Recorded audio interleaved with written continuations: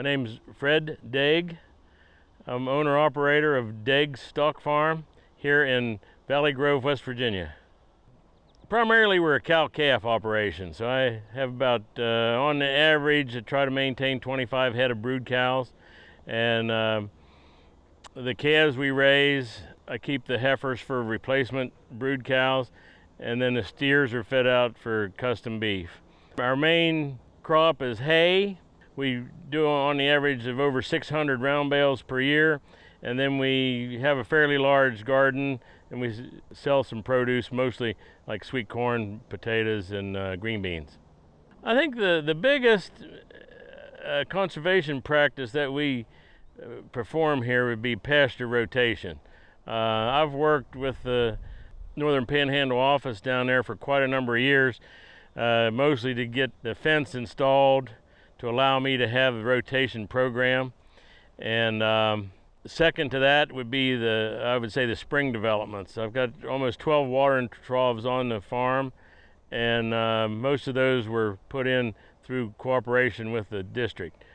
I would say a little bit further down the list, we can get into nutrient management.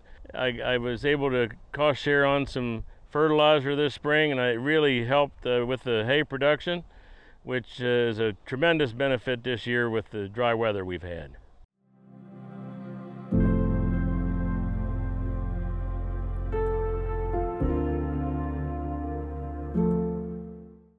Everything's expensive, and when they cost share and help me do some of this, I mean, it really helps my bottom line of the operation.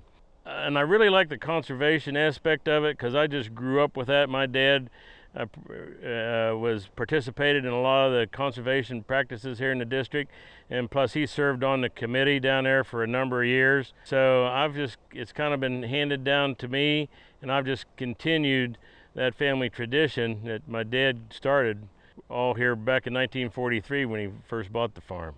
Dad was always big about signing up for any cost sharing programs. I remember helping Dad put pasture division fence in down here, and also as a forest exclusion, and I was just barely big enough to help. I would carry pliers and hammers and staples, and then about 20 years later, my son and I replaced that same fence, and then 20 years after that, my grandson and I replaced that fence there. Okay, so that was kind of a nice little farm history.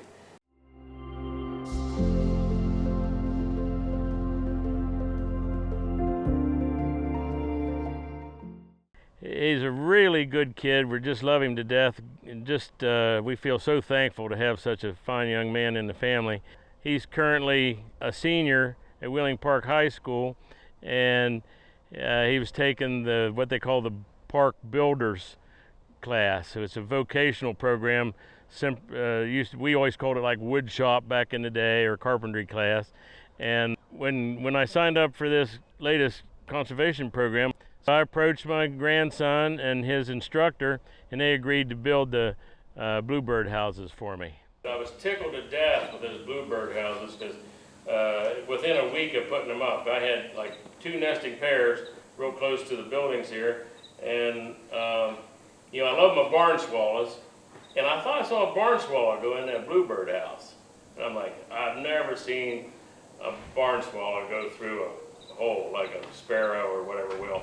And so, thanks to Google and the camera on my phone, I was able to identify this swallow. It's a tree swallow. And I probably had at least 3 nesting pairs of tree swallows that moved into the bluebird houses.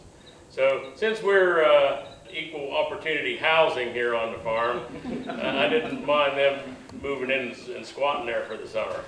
Now, the sparrows, I had to evict a few of them, but the tree swallows are more than welcome.